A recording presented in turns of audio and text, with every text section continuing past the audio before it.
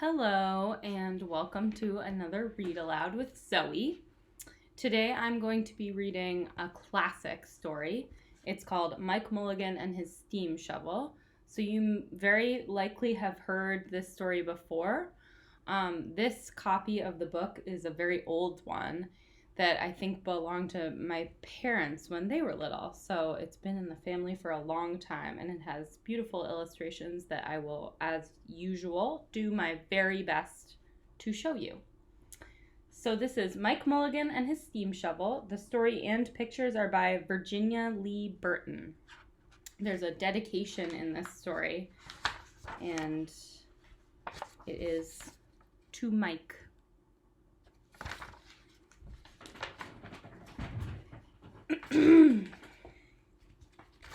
Mike Mulligan had a steam shovel, a beautiful red steam shovel. Her name was Mary Ann. Mike Mulligan was very proud of Mary Ann. He always said that she could dig as much in a day as 100 men could dig in a week, but he had never been quite sure that this was true.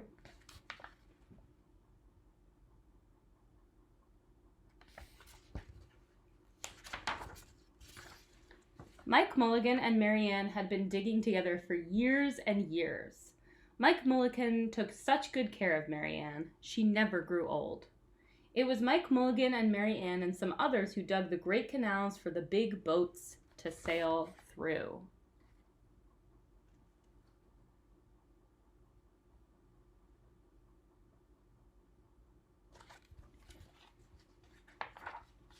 It was Mike Mulligan and Mary Ann and some others who cut through the high mountains so that trains could go through.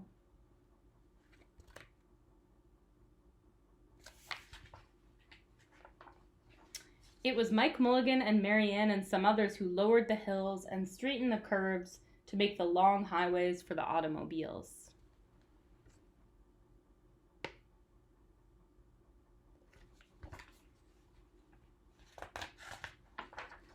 It was Mike Mulligan and Mary Ann and some others who smoothed out the ground and filled in the holes to make the landing fields for the airplanes.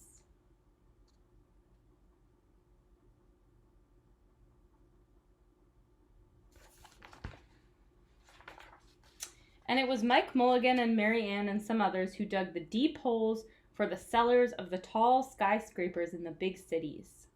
When people used to stop and watch them, Mike Mulligan and Mary Ann used to dig a little faster and a little better. The more people stopped, the faster and better they dug. Some days, they would keep as many as 37 trucks busy taking away the dirt they had dug.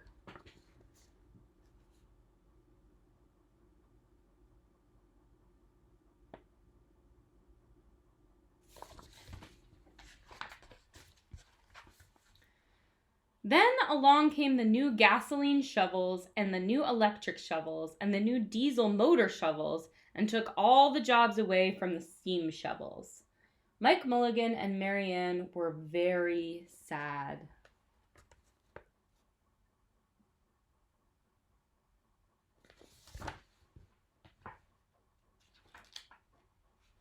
All the other steam shovels were being sold for junk, or left out in old gravel pits to rust and fall apart. Mike loved Mary Ann. He couldn't do that to her. He had taken such good care of her that she could still dig as much in a day as 100 men could dig in a week. At least he thought she could, but he wasn't quite sure. Everywhere they went, the new gas shovels and the new electric shovels and the new diesel motor shovels had all the jobs. No one wanted Mike Mulligan and Mary Ann anymore. Then one day Mike read in a newspaper that the town of Popperville was going to build a new town hall. "We are going to dig the cellar of that town hall," said Mike to Mary Ann, and off they started.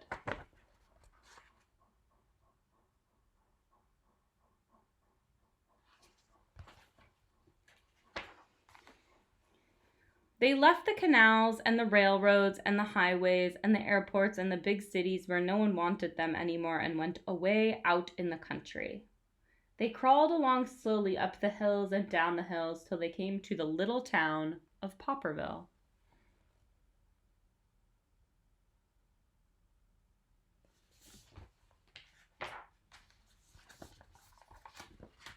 When they got there, they found that the selectmen We're just deciding who should dig the cellar for the new town hall." Mike Mulligan spoke to Henry B. Swap, one of the selectmen. "I heard," he said, "that you are going to build a new town hall. Mary Ann and I will dig the cellar for you in just one day." "What?" said Henry B. Swap. "Dig a cellar in a day? It would take 100 men at least a week to dig the cellar for our new town hall." "Sure," said Mike, "but Mary Ann can dig as much in a day as 100 men can dig in a week," though he had never been quite sure that this was true. Then he added, "If we can't do it, you won't have to pay." Henry B. Swap thought that this would be an easy way to get part of the cellar dug for nothing, so he smiled in rather a mean way and gave the job of digging the cellar of the new town hall to Mike Mulligan and Mary Ann.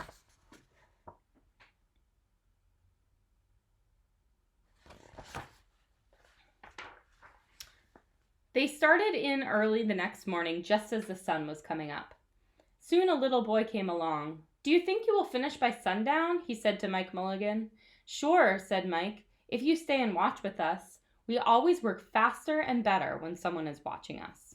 So the little boy started to watch.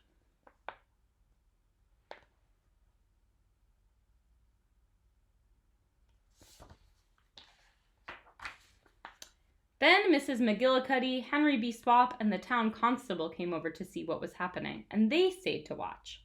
Mike Mulligan and Mary Ann dug a little faster and a little better.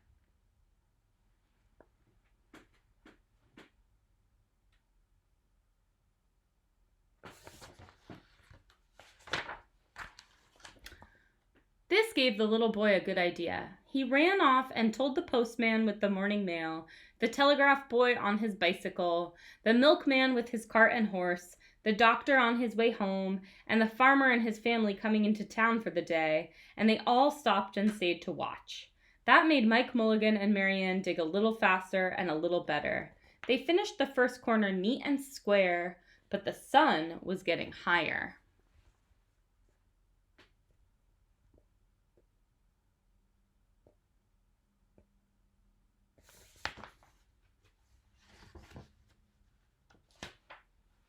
Clang, clang! The fire department arrived. They had seen the smoke and thought there was a fire. Then the little boy said, "Why don't you stay and watch?" So the fire department of Popperville stayed to watch Mike Mulligan and Mary Ann. When they heard the fire engine, the children in the school across the street couldn't keep their eyes on their lessons. The teacher called a long recess, and the whole school came out to watch. That made Mike Mulligan and Mary Ann dig still faster and still better.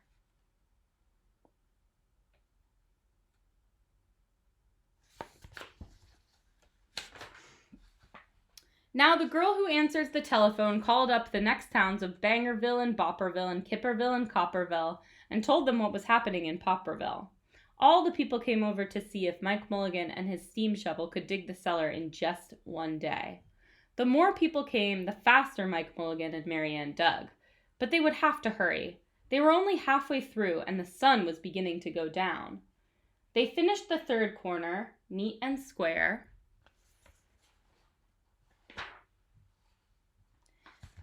Never had Mike Mulligan and Mary Ann had so many people to watch them. Never had they dug so fast and so well, and never had the sun seemed to go down so fast. "Hurry, Mike Mulligan, hurry, hurry," shouted the little boy. "There's not much more time." Dirt was flying everywhere, and the smoke and steam were so thick that the people could hardly see anything. But listen! Bing, bang, crash, slam! Louder and louder, faster and faster.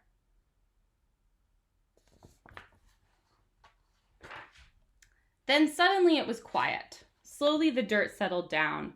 The smoke and steam cleared away, and there was the cellar all finished.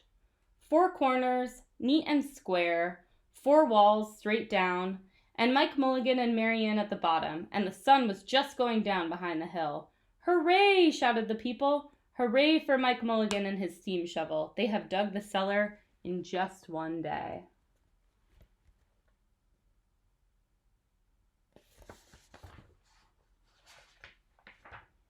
Suddenly the little boy said, "How are they going to get out?" "That's right," said Mrs. McGillicuddy to Henry B. Swap. "How is he going to get his steam shovel out?" Henry B. Swap didn't answer, but he smiled in rather a mean way. Then everybody said, "How are they going to get out? Hi, Mike Mulligan, how are you going to get your steam shovel out?" Mike Mulligan looked around at the 4 square walls and 4 square corners, and he said, "We've dug so fast and we've dug so well that we've quite forgotten to leave a way out." Nothing like this had ever happened to Mike Mulligan and Mary Ann before, and they didn't know what to do.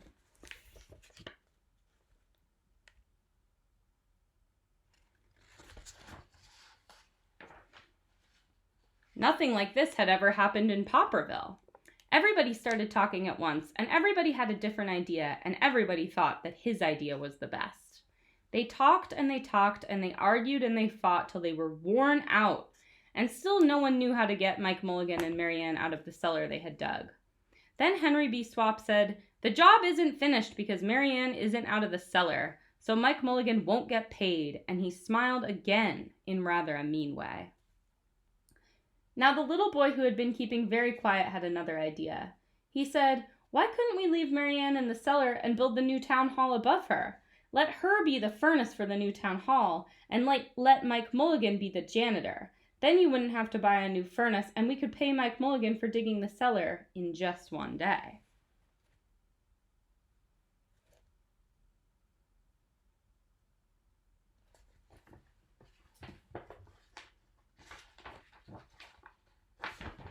"Why not?" said Henry B. Swap, and smiled in a way that was not quite so mean.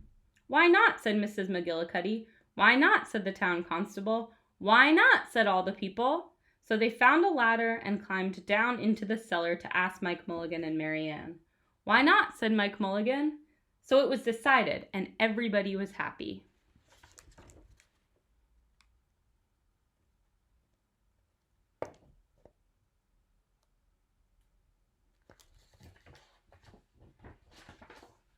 They built the new town hall right over Mike Mulligan and Mary Ann. It was finished before winter.